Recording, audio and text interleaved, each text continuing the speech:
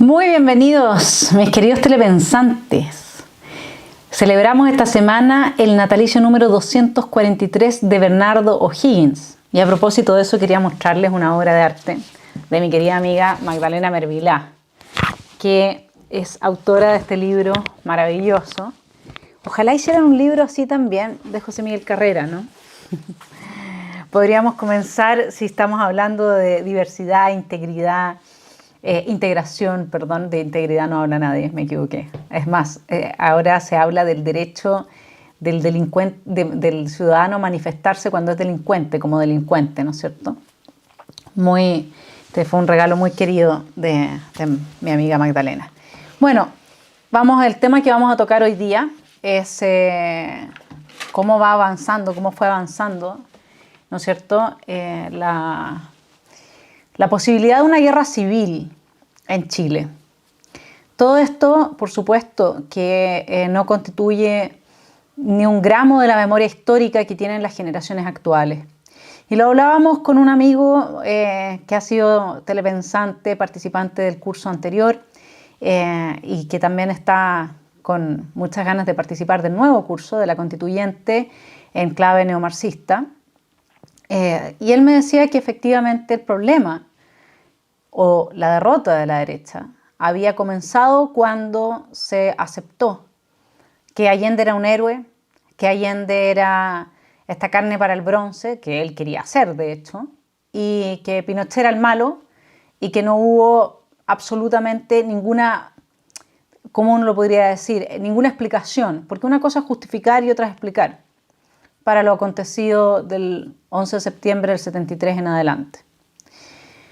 Lo que les quiero aportar antes de entrar en el día a día de las noticias de la época es una entrada hermenéutica, es decir, que nos permite comprender, interpretar.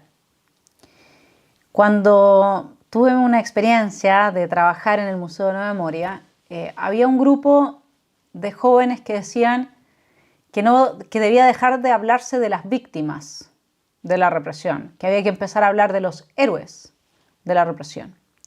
El heroísmo que hoy día tiene al vándalo como el non plus ultra de la moral revolucionaria, de la ética de la empatía que ha ganado. Yo nunca me voy a olvidar, digamos, de ese artículo que leí en el diario Mercurio, porque es algo que realmente no hubo en todo este tiempo y no ha habido y sigue no habiendo, es ninguna empatía, ninguna aceptación de diversidad. Acá simplemente hay una minoría que salió electa con, creo que fueron 10 los constituyentes que superaron el 20% de los votos de su distrito. O sea, este proceso que nosotros estamos viviendo es una farsa mediática de la izquierda de tal calibre que después del apruebo o rechazo la gente ni siquiera fue a votar por sus constituyentes. Y hoy día estamos en manos entonces de una minoría muy violenta que se siente que es el poder originario, la hoja en blanco. Y para analizar justamente eso es que decidí desarrollar este curso en el que vamos a tocar diversos aspectos. Se los voy a dejar presentado por si a alguno de ustedes le interesa el contenido de lo que vamos a tratar. La primera clase vamos a hablar del origen de la ley, si es la razón o la fuerza. La segunda clase sobre el origen de la justicia. Y bueno, en la primera vamos a tomar la República de Platón, la discusión con Trasímaco. En la segunda clase vamos a hablar desde la teoría de la justicia de John Rawls y Anarquía, Estado, Utopía de Robert Nozick. Y cada clase tendrá una parte expositiva y otra parte en que integremos lo que va sucediendo y cómo nosotros vamos viendo, se va desarrollando la constituyente y las distintas discusiones con estas claves hermenéuticas.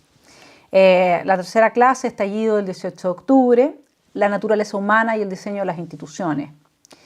Y este mismo tema amplio se repite en la clase siguiente. Vamos a hablar desde el Leviatán de Thomas Hobbes y desde el segundo tratado del gobierno civil de John Locke.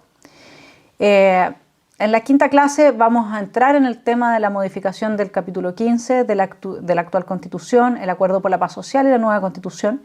Y vamos a abordarlo desde el contrato social de Rousseau. En la sexta tomaremos a Publius, que era como el seudónimo de los padres fundadores para la discusión que desarrollaron ellos en la posibilidad de pensar a Estados Unidos, ¿no es cierto?, como una república, un estado federado. Y para eso vamos a tomar los Federalist Papers. También nos haremos cargo del espíritu revolucionario, que hoy día lo vamos a ver fuertemente manifestado desde las cúpulas del poder, desde el gobierno de Allende, cómo fue avanzando hacia la posibilidad de una guerra civil.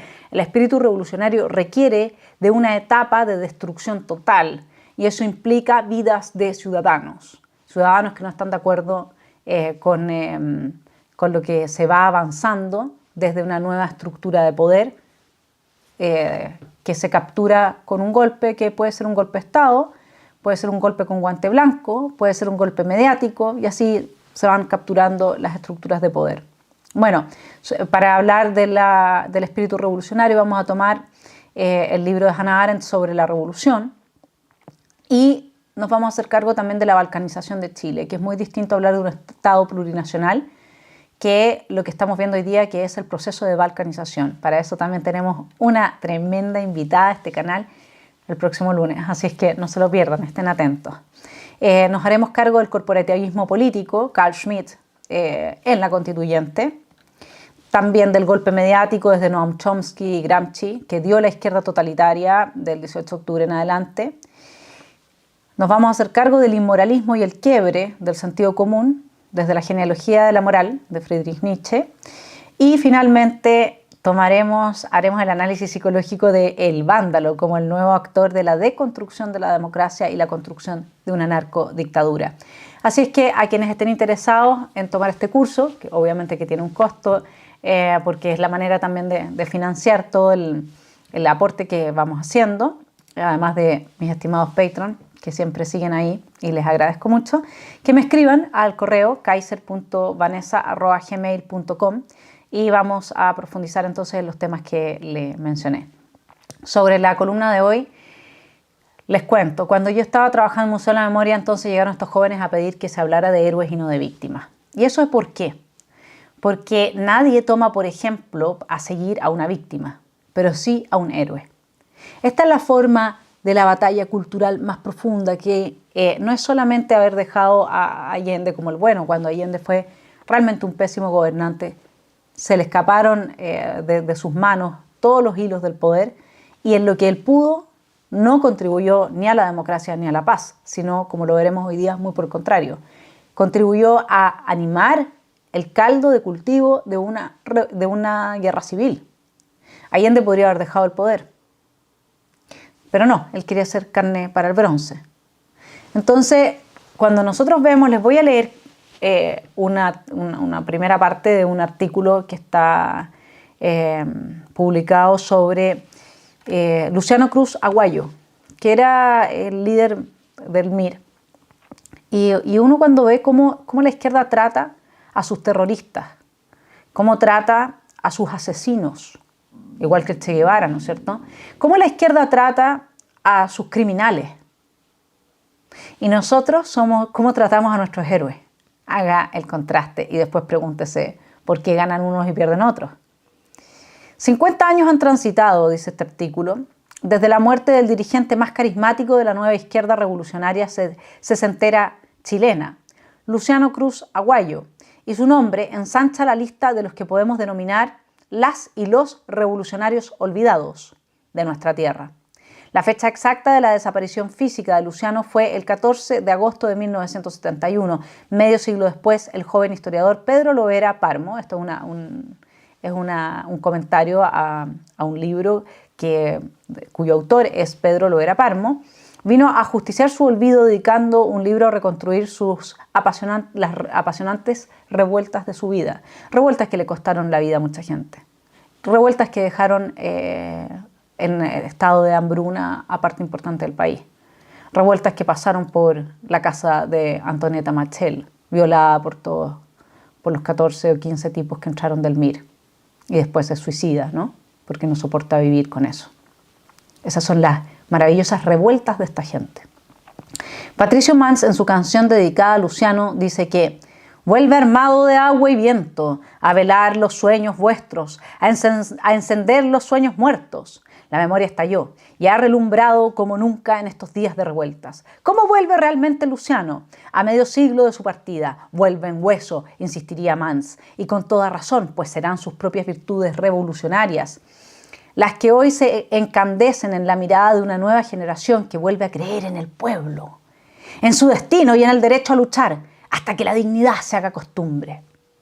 Miguel Enríquez, cuando dijo en el funeral de Luciano, su vida fue un ejemplo para nosotros y lo será para generaciones venideras. Luciano será ejemplo para miles de jóvenes del pueblo que no quieren vivir de rodillas en la miseria. Su muerte habrá de ser un impulso para la lucha que se avecina. ¿Qué tal?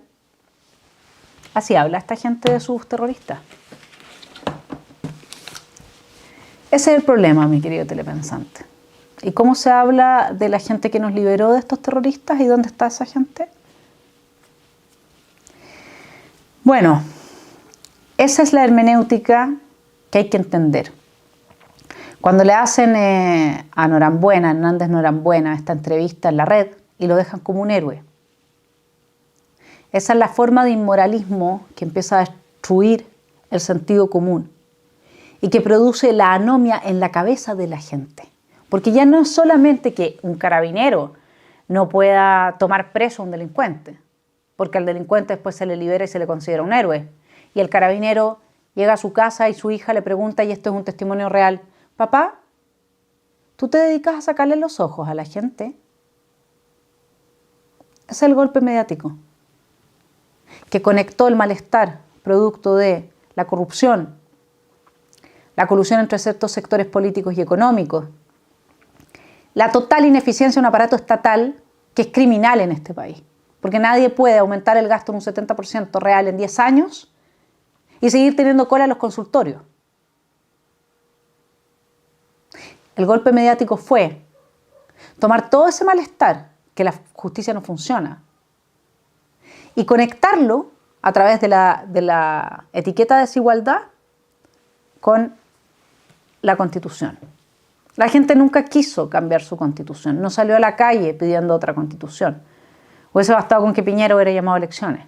Por último, hubiese sido más decente, porque si él no estaba dispuesto a poner las reglas del orden público, entonces debió haber dejado que otra persona ocupara ese lugar. ¿No parece más sensato eso que haber sacrificado la institucionalidad completa del país? La misma institucionalidad que por estar vigente en la época del 73 permitió que se manifestaran los otros dos poderes del Estado en contra del gobierno de Allende y se fuera generando una situación en la que había una razonabilidad, se estaban violando clara y flagrantemente derechos consagrados en la Constitución.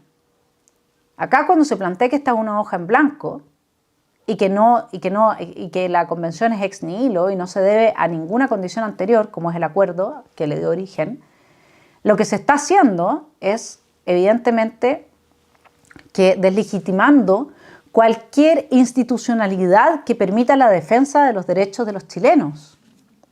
Bueno, vamos al 27 de abril de 1973. Recrudeció la violencia marxista en Santiago a raíz de que la CUT lanzó a obreros al sector céntrico a ganar la calle. La sede del Partido Demócrata Cristiano fue asaltada por grupos de manifestantes, resultando mortalmente herido a bala el obrero José Ricardo Ahumada, militante comunista. Al día siguiente, en los funerales de Ahumada, el Consejo Nacional de la Federación Industrial de Edificación, Maderas y Materiales de Construcción, Pablo García Godoy, aseguró: «Nosotros jamás hemos recurrido a ninguna manifestación premunidos de armas, y este es un asesinato a mansalva cuya responsabilidad recae sobre los dirigentes de la Democracia Cristiana y del Partido Nacional». Esa era una democracia cristiana que entendía, o que terminó por entender, que su lado estaba desde quienes tienen vocación democrática, no al lado de la gente con vocación totalitaria.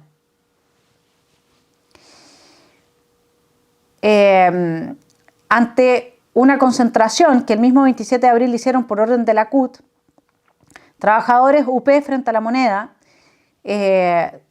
como rechazo al fascismo y a la reacción, el presidente Allende dijo: «Frente a la amenaza fascista y a la contrarrevolución, usaremos todos los recursos de que dispone el gobierno Pero si se sobrepasa las fuerzas del orden, no necesitaré consultas para llamar al pueblo a que salga a las calles a defender su revolución y su gobierno. ¿Qué tal? Si se quiere hacer una idea más clara de lo que significan estas palabras, vea la columna anterior de esta misma lista, del tema del 73, el quiebre institucional. ¿Cuánta gente del pueblo ya le decía en la cara a Allende, no lo queremos más a usted? ¿Cuánta gente en los sindicatos decía, no queremos más a los representantes de la UP? Allende mantuvo hasta el final su gran mentira, que era que la UP representaba un proyecto revolucionario querido y abrazado por el pueblo. Y eso es mentira, porque ya a estas alturas le quitaban hasta las 30 hectáreas que tenía un campesino. Pero no era pueblo porque tenía 30 hectáreas. Y así terminan, si quiere un ejemplo más claro, lea Archipiélago Gulag, Alexander Solzhenitsyn, y así terminan a uno metiéndolo preso si al final se guarda un puñado de trigo. Porque entonces uno deja de ser del pueblo. Porque el pueblo, como lo piensa esta gente, es una masa de personas muriéndose de hambre, sumidos en la miseria. Eso es para ellos el pueblo. Para ellos la gente que le va bien, que tiene buenas condiciones materiales de vida, no son el pueblo. 1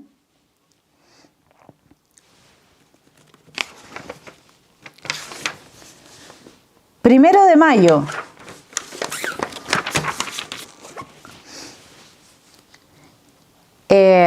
Nuestro amigo Allende hizo un enfoque realista de la situación del país diciendo, una profesión se ha creado, el que ocupa un puesto en la cola y lo vende cuando está en los primeros lugares. ¿Qué tal? Esa fue la única profesión que logró crear el gobierno de Allende, mientras destruyó todas las demás. La de colero, la de vender tu puesto en la cola. Esa es la dignidad de esta gente. 4 de mayo, Mario Aguilar, jefe de la sección comunal de Patria y Libertad, fue asesinado a tiros en una operación tipo comando que tuvo lugar en pleno centro de Santiago, quedando herido con 7 balazos en el cuerpo su correligionario Ernesto Miller, presidente de la Juventud del Movimiento Nacionalista, y con un solo disparo el militante de 15 años Kurt Handwerk Leroy. 5 de mayo, el gobierno decretó el estado de emergencia en Santiago, designando jefe de plaza al general de brigada Mario Sepúlveda Asquella e invocando el clima de agitación social que vive la provincia. Ese mismo día, extremistas atacaron con bombas Molotov el Correo de Valdivia, dirigido por Edgardo Santibáñez. Casi en forma simultánea, otros violentistas habían apedreado el diario Color de Concepción. En ambos casos se ignoraba la afiliación política de los asaltantes. 6 de mayo, señor don Salvador Allende, Palacio de la Moneda o Tomás Moro, Santiago. Anoche murió Victoria Vergara Castro, hija de una hermana de mi padre. Mañana llevaremos sus restos al cementerio de nuestro pueblo. Si usted investiga cómo fue la larga y lenta agonía de esta ejemplar mujer, comprobará que si bien el cretinismo burocrático deja muertos en el camino, también facilita la sepultura de los gobiernos. Así decía un telegrama del ex senador Baltasar Castro, revelándole al presidente de la República uno de los cientos de casos en que los burócratas de su administración mataban a fuerza de humillaciones e injusticias a chilenos agricultores que nunca salieron del anonimato. Toda esa gente habría que hacerle un monumento a la víctima desconocida del régimen de la UP, del MIR, de ese mismo gran revolucionario que tiene que ahora inspirar a las nuevas generaciones que vuelven a creer en el pueblo, ¿cierto? ¿Sabe qué es lo que pasa? Que es impresionante que esa derecha culposa no sea capaz de apoyar a sus verdaderos héroes, no sea capaz de apoyar a su gente, y que se deje manipular de forma tan clara por este tipo de personas. Si eso es lo más impresionante de todo. Si esta gente tiene prontuario. O sea, es de Orates, ¿o no? 7 de mayo, la Sociedad Nacional de Agricultura llamó a los miembros del gremio agrícola a repeler en uso de la legítima defensa cualquier ataque que, atentando contra sus personas o bienes, persiga la ocupación o toma de predios, sean propios o vecinos. Ese mismo día, el desaparecimiento de pan en algunos barrios de Santiago fue atribuido a una psicosis del desabastecimiento, por el organismo estatal ECA, Empresa de Comercio Agrícola. El Colegio de Dentistas denunció que en noviembre de 1972 el Banco Central suspendió totalmente la venta de oro para uso odontológico. Imagínense, a ese nivel. Con aranceles a las prótesis, a las sillas de ruedas, agarrando a guanacazos a la gente discapacitada que salía a protestar porque le subieron los aranceles e hicieron impagables esos objetos que son fundamentales en la vida de una persona discapacitada, porque fueron considerados objetos suntuarios de lujo. Y acá ya no hay oro ni siquiera para poner en las muelas. Por suerte hoy día no tienen que usar oro. 8 de mayo, la patria está en peligro, declaró la Unidad Popular anunciando una guerra civil próxima. 8 de mayo de 1973, la Unidad Popular prepara una guerra civil. Hay gente que dice que quizás eso debió haber pasado, porque los pueblos solo aprenden de su historia de dolor. Cuando uno mira el caso de España, se han cuidado mucho de no volver a prender la mecha. Mucho. 1 millón de muertos tuvieron ellos a principios del siglo XX. 9 de mayo, vengo a expresarle el pensamiento sano y puro del cobre del norte. Es una obligación de hermandad estar con el teniente, la minera del teniente, ¿no? El yacimiento. Durante 18 años he sido explotado por el imperialismo. No quiero ser explotado ahora por el patrón Estado, dijo Luis Villena, consejero nacional de Central Única de Trabajadores. Por eso es que la gente no le interesa, al chileno no le interesa estar en un sindicato. Y lo más increíble es que se hacen programas en la televisión donde se dice, bueno, pero con Bachelet hubo una mayor sindicalización, etcétera, y todos así como, ay, sí, qué bueno. Pero si nadie quiere estar bajo el patrón Estado más encima. ¿Por qué no se dejan de hipocresías y le dan la voz a la gente que realmente dice no me quiero sindicalizar? Y le preguntan, ¿por qué no te quieres sindicalizar? ¿Cuándo ha salido alguien de esas personas que no quiere sindicalizarse a dar su opinión en un medio de prensa? ¿Cuándo? Está manipulada la cosa, ¿eh? Sus palabras fueron acogidas con una ovación por parte de los mineros en huelga, reunidos en multitudinaria asamblea en la medialuna de Rancagua y dispuestos a seguir adelante con el paro. Pero Allende sigue hablando de la revolución del pueblo. No, pero los mineros no son el pueblo, es esta gente burguesa, súper adinerada. 10 de mayo, el gobierno declaró zona de emergencia a la provincia de O'Higgins a raíz de la huelga del mineral El Teniente, reconociendo el subsecretario del Interior, Daniel Vergara, que dicho paro significaba un impacto para la economía nacional. Afirmaba reiteradamente que el conflicto ya estaba solucionado y que el mineral trabajaba casi con normalidad. Por otra parte, 10.700 trabajadores de Chuquicamata aprobaron un paro parcial pero con visos de indefinido en apoyo a sus colegas de El Teniente. 11 de mayo. Es necesario repetir la mentira tantas veces como sea necesario hasta transformarla en verdad.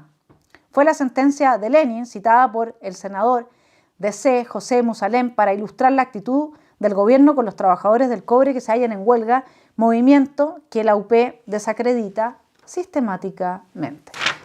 Ahí tiene usted al gobierno del pueblo.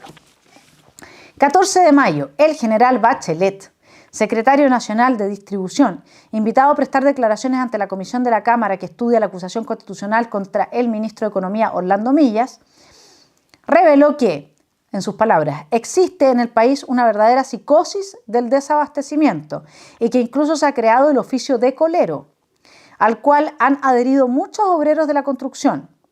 Declaró el alto personero que las juntas de abastecimiento y precios, JAP, son organizaciones politizadas. Por último, Bachelet dijo, los políticos hacen uso de las Fuerzas Armadas en situaciones difíciles, no solo en sismos, sino en la vida política del país. Y se vienen sentando un precedente más o menos funesto. Hay ataques contra las Fuerzas Armadas y eso nos coloca en una posición difícil. O sea, lo que hizo Bachelet fue darle la espalda a la memoria de su padre. Porque quien politizó a las Fuerzas Armadas, quien llamó a la guerra civil, quien generó en Chile una revolución, que al final hizo que una parte mayoritaria de la población exigiera una intervención militar, fue el señor Allende. Y lo que hizo nuestra expresidenta fue honrar esa memoria. 15 de mayo. La DC confía en que las Fuerzas Armadas de nuestro país, garantes de nuestra soberanía y de la constitucionalidad del régimen institucional de nuestra patria, mantendrán sus esfuerzos por asegurar la unidad e independencia profesional frente al uso partidario que de ellas o de algunos de sus miembros se pretende realizar. El Partido de la Democracia Cristiana advierte que no tolerará ninguna iniciativa directa o indirecta tendiente a modificar o alterar el carácter profesional de nuestras Fuerzas Armadas, ratificado por el Estatuto de Garantías Constitucionales, decía el 12º punto del voto político aprobado en la reciente Junta Nacional del Partido Demócrata Cristiano. 16 de mayo, el presidente Allende realizó un pedido de emergencia a México para cubrir el déficit de combustible. El mismo día, el senador DC, Andrés Saldívar, ¿por qué esta gente? Andrés Saldívar salió diciendo esta semana o la semana pasada que estaba bien que los convencionales hubieran subido el sueldo. En el diario La Segunda, que muy generosamente me envían algunos artículos y me enviaron ese. ¿Qué? En buen chileno, ¿qué onda? ¿Qué onda, Andresito? Vamos viendo lo de la inmigración y todo lo que se tapó ahí, y de ahí empezamos a apoyar a constituyentes que se suben el sueldo. Aquí él, refiriéndose a la escasez casi total del gas licuado, denunció que estamos en presencia de un gobierno que dice afianzar su independencia económica, pidiendo en préstamo combustible, elemento básico no solo para la economía, sino también para la seguridad nacional. El parlamentario analizó las causas que han llevado a Chile a esta situación diciendo: las fallas técnicas son ciertas, pero el gobierno se cuida de esconder las causas que motivan estas fallas, como ser el éxodo de profesionales especializados en las faenas de refinería, el no adquirir calderas y otros equipos que desde hace 2 años se encuentran en estado de cotizaciones y que por su vida útil se sabía que debían ser reemplazados desde hace tiempo, y no lo han sido. La improvisación y desconocimiento de la administración de la empresa, de cómo llevar y dirigir faenas de este tipo. En la actualidad, la única preocupación diaria de los hombres nuevos de ENAP consiste en dominar al contrincante político con el fin de mejorar sus bonos ante el ministerio de turno. Este era Andrés Saldívar en esa época. Una persona que denunciaba este tipo de malas prácticas. 16 de mayo, el enfrentamiento es inevitable, proclamó, adivinen quién, Luis Corvalán, secretario general del Partido Comunista ante el pleno de su colectividad política. Estas y otras afirmaciones del alto personero marxista fueron denunciadas con documentos en la mano por el vicepresidente del Partido Nacional, Fernando Maturana. Según él, Corvalán de Lepe habría dicho que las 3 causales del enfrentamiento inevitable son: la oposición se habría decidido ante el acoso de que es objeto en todos los frentes. La UP habría perdido terreno en las Fuerzas Armadas.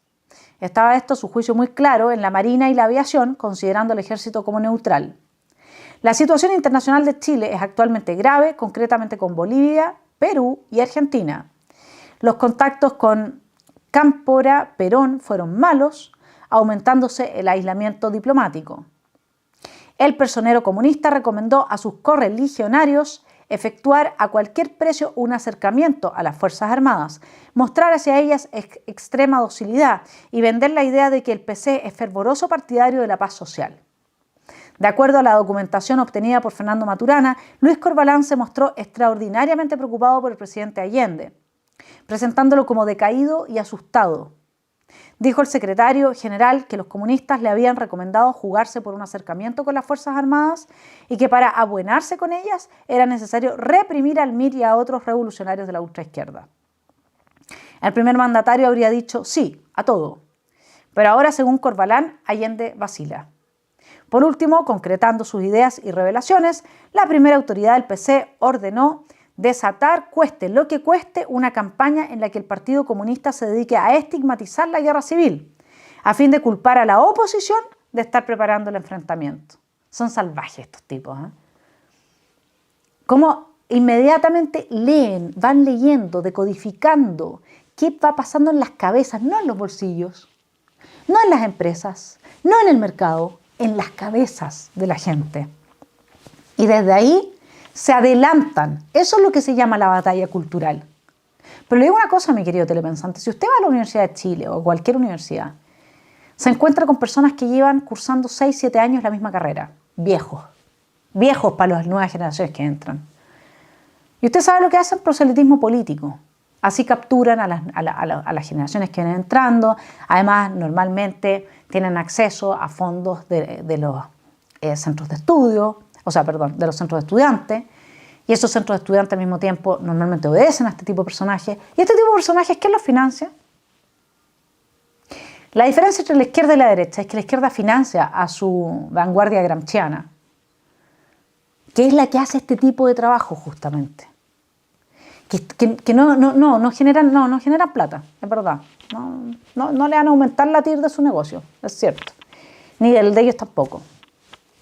Pero sí logran las posiciones de poder, desde las cuales después se configuran las reglas que afectan a los negocios, al mercado, etc.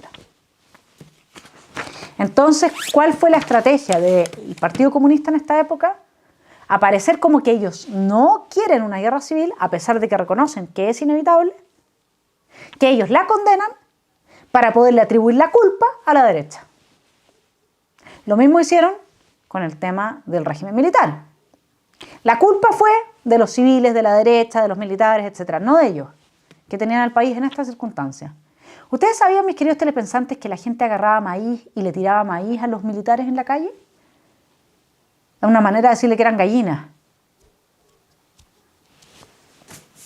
18 de mayo, la OIR, haciéndose eco de las instrucciones recientemente impartidas por el comunismo chileno, ordenó a sus corresponsales destacar la posibilidad de una guerra civil. La circular firmada por Fernando Fernández, periodista de la OIR, tiene fecha 15 de mayo y fue publicada hoy in extenso por el Mercurio. Entre otros, sugiere los siguientes temas a explotar periodísticamente: denunciar un plan sedicioso, generar una gran campaña que engarce con el requerimiento hecho por el Ejecutivo al Tribunal Constitucional, mostrar que la oposición está creando un conflicto de poderes y al precedente de que solo bastaría simple mayoría en el Congreso para acusar constitucionalmente al presidente de la República y también para reformar la Constitución. Desenmascarar la intención de la democracia cristiana de promover conflictos laborales bajo la apariencia gremial, con fines claramente políticos, crear clima de violencia para desatar la guerra civil. Demostrar lo que significa una guerra civil, entrevistar a españoles residentes, mostrar el horror del enfrentamiento, tono analítico, lenguaje sobrio y sin epítetos. 21 de mayo. El presidente Allende leyó ante el Congreso Pleno su tercer mensaje a la nación, uno de cuyos capítulos se titula «La democracia y la paz cívica están en peligro». El primer mandatario reconoció: hasta ahora no hemos podido crear una dirección económica, disculpándose luego, si bien un proceso revolucionario no puede juzgarse por su resultado económico inmediato. Luego, con realismo, dijo: no oculto lo grave de la situación económica, preveo horas muy duras para el país y para la seguridad de los chilenos. El presidente de la República anunció que el Ejecutivo ha elaborado un anteproyecto de Carta Fundamental que será sometido a una amplísima discusión nacional en todos los niveles para recoger las críticas y sugerencias antes de su envío al Congreso. Adelantó que esta iniciativa busca la democratización de la Administración de Justicia, la ampliación de las facultades del Tribunal Constitucional y el cambio de la Contraloría por un organismo que llamó Procuraduría General de la Nación. En respuesta a este mensaje, veamos qué es lo que dijo el senador DC, Rafael Moreno. El mensaje presidencial fue tan pobre que no obtuvo ningún aplauso en las casi 3 horas que duró su lectura. Solo al final, cuando se refirió a que Chile no quiere la guerra civil, recibió algunas ovaciones. Eso es en lo que estaba Chile en mayo, el 21 de mayo de 1973. La discusión era si iba a haber o no iba a haber una guerra civil. Y todo el mundo preveía que era inevitable que esto se diera. Luego la intervención militar, ¿no tenía un sentido más profundo? ¿Evitar una guerra civil no es algo deseable? En cuanto al diputado nacional recién electo, Hermógenes Pérez de Arce, su comentario del mensaje fue tajante. El señor Allende, siendo un viejo político, parece que se aficiona a los viejos discursos. Este mensaje dice sustancialmente lo mismo que el de 1971 y 1972. Lamentablemente el país no es el mismo y requiere soluciones nuevas que no es capaz de darle un gobernante de mentalidad anticuada que desde hace 35 años ya ocupaba un cargo en el gobierno del país y viene hablando un mismo lenguaje demagógico, izquierdizante y paralizando las energías creadoras de los chilenos a través de una política estatificadora. Este mensaje no merece un análisis serio, continúa Hermógenes Pérez de Arce. Es la misma incontinencia verbalista de siempre, que no tiene respeto ni siquiera a un mínimo de racionalidad. Nos relata que ha librado al país de la dependencia extranjera, 3 días después de haber hecho un importante llamado a México para que nos libre de quedarnos sin combustibles, lo cual todos sabemos qué significa en términos de seguridad nacional y sobrevivencia interna. Esto es, mi querido telepensante. ¿Usted sabe que yo vi un programa Jado decir que el comunismo nunca había participado en una dictadura? Esto es una mentira tan flagrante la de esta gente. Y los corazones débiles, que necesitan que los aplaudan, que necesitan del beneplácito del colectivo, caen tan fácilmente ante estos cantos de estos sirenos. Este mensaje, dice Hermógenes, solo puede servir para convencernos de cuán necesario es para nuestro país deshacerse de esta generación de demagogos expertos en verbalismo que desde hace tantos años mantienen al país en compás de espera, que lo han burocratizado, paralizado y politizado. Que el señor Allende deje de hablar y termine con sus torrentes de excusas. Y de paso en Chile a la gente de trabajo y a quienes sepan gobernar. Porque los problemas son demasiado graves como para que él persista en su sainete político. 22 de mayo, el Comando de Mujeres de los Trabajadores en Huelga de El Teniente se apoderó de los estudios de Radio Aconcagua, principal emisora de la provincia. Unas 150 mujeres se tomaron los micrófonos y lanzaron llamados a partidarios y adversarios del movimiento huelguístico, especialmente al señor ministro del Trabajo, don Lucho Figueroa, aquel aguerrido dirigente con el que salimos a la calle para luchar contra los chiribonos en el gobierno de Alessandri. Si es consecuente de estar junto a nosotras, las mujeres de los mineros, que estamos pasando hambre con nuestros hijos, porque este gobierno no quiere reconocer que le debe a nuestros maridos el 41%. Bueno, hoy día, mis queridos telepensantes, tampoco contamos con las mujeres. Han sido capturadas por la ideología feminista, que es de extrema izquierda, porque lo que plantea es que el patriarcado se desarrolla a partir del capitalismo y por lo tanto para destruir al patriarcado hay que destruir al capitalismo. Y a todo esto han confluido buenas personas, a promover ese feminismo. No es que yo quiero la igualdad, no hay igualdad, vieja. Si lo que tú quieres es igualdad, entonces pide, por favor, que a una mujer homicida se le dé la misma pena de cárcel que a un hombre.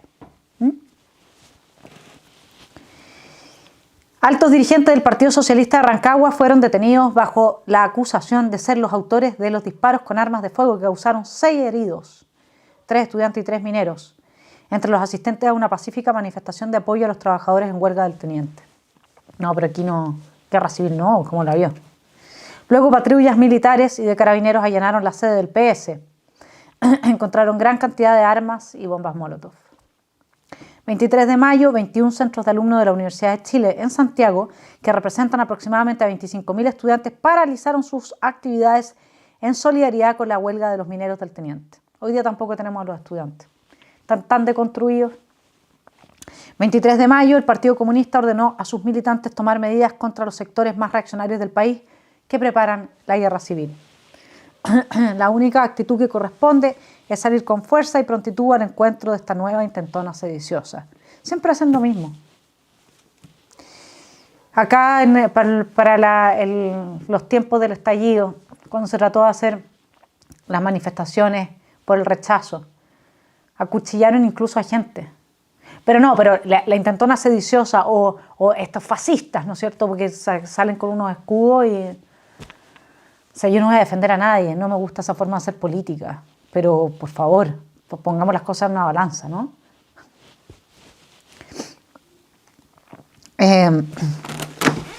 24 de mayo, 40 trabajadores del Teniente que se hallaban en huelga fueron detenidos e internados en la cárcel pública debido a una querella interpuesta por el intendente comunista Luis Baeza. Esta gente seguía representando al pueblo y seguía hablando de la revolución del pueblo y metía presos a los mineros por la huelga. Ese mismo día, por tercer día consecutivo, la capital careció de locomoción colectiva particular por huelga indefinida de choferes ante el olvido del acta por parte del ministro de Obras Públicas, Humberto Martones. En ese documento, el secretario de Estado se comprometía a solucionarle sus problemas económicos. Siempre se comprometen a solucionar los problemas económicos de todos a través de derechos sociales, etc. Pero esta gente no sabe hacer la pega. Sí, hasta mi hijo de 17 años me dijo, mamá, que estos gallos creen que van a poder, que dejando Chile hecho cenizas van a poder reconstruir un nuevo Chile. Pero si no saben ni cómo se calcula el diseño de un puente para que no se caiga. ¿Qué van a saber hacer estos de construir qué? No tienen idea cómo se maneja un negocio, una empresa. Lo que saben hacer es ganar la cabeza de las personas. Eso es lo único que sabe hacer esta gente y vivir de la plata del Estado. Y una vez que el Estado ya no tiene dónde recoger, colapsan. Entonces, mi querido telepensante, hay que ponerle fichas a la gente que hoy día está dando la batalla cultural. Sí, sé que eso me incluye a mí, que es hablar muy de cerca, pero yo no apelo a eso, específicamente en mi caso, ¿no? Yo siempre agradezco a mis Patreon y agradezco a quien se suscribe y agradezco a quien está dispuesto a darse un tiempo, concentrarse, reflexionar más profundamente. Y lo agradezco mucho el apoyo que se me da. Pero hay otra gente que necesita, que ahora tiene que ir al Congreso, y que pelean estas ideas, que tienen la capacidad de ganar los corazones de la gente. Apoya a esas personas, vale la pena. 25 de mayo, la ciudad de Rancagua quedó convertida en un verdadero campo de batalla con 15 heridos, uno grave y decenas de contusos al enfrentarse con carabineros inmensas multitudes encabezadas por 30 gremios en huelga que apoyaban a los mineros del Teniente y repudiaban el baleo del 23 de mayo que corriera por cuenta del Partido Socialista. La espectacular aparición de 3 vehículos con efectivos militares logró calmar los ánimos y normalizar la situación. Cuando salieron los militares a la calle, en el famoso estallido no se normalizó nada y los jóvenes le sacaron la lengua. Piensa el estado real en el que se encuentra nuestro país, porque es grave y todos los esfuerzos suman. Así es que los dejo invitados a sumar sus esfuerzos y a ver si es que tienen ánimo, se animan a tomar el curso de la constituyente en clave neomarxista. Vamos a abordarlo desde la filosofía política y abrir espacios de discusión. Que tengan un muy buen fin de semana, que disfruten, descansen y nos vemos la próxima semana en una muy buena entrevista que estoy preparando para ustedes.